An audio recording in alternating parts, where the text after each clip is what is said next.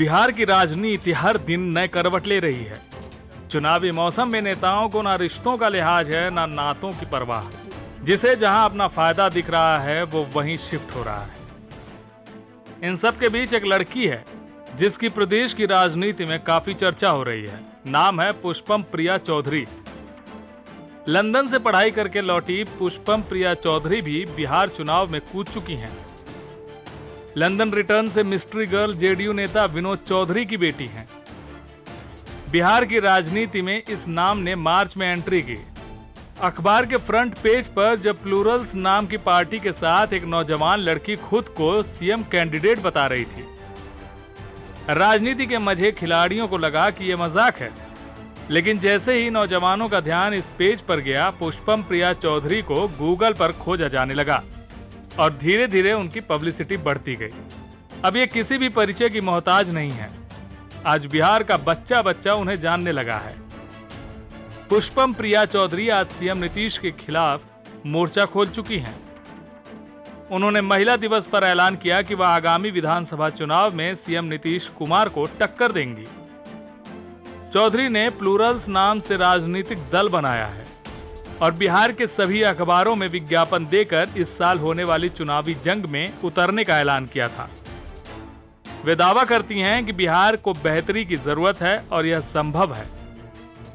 उनके मुताबिक पार्टी के पास 2030 तक के लिए बिहार के विकास का रोड मैप और ब्लूप्रिंट तैयार है। बस उनको सत्ता में बैठे लोगों की ताकत छीनने के लिए जनता का सहयोग चाहिए। वो किस सीट से चुनाव लड़ेंगी और उनके साथ कौन कौन से नेता शामिल हैं, इसकी कोई जानकारी उनकी तरफ से नहीं दी गई है।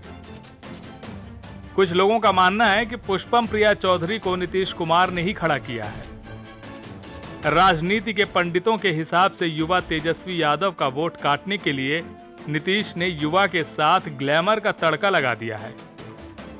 यदि पुष्पम प्रिया जेडीयू से लड़ती तो सिर्फ अपनी सीट पर युवाओं का वोट घसीटती, लेकिन यदि वे अलग पार्टी बनाकर लड़ेंगी तो सभी सीटों पर युवाओं का वोट काटेंगी। इससे नीतीश को ही फायदा होगा।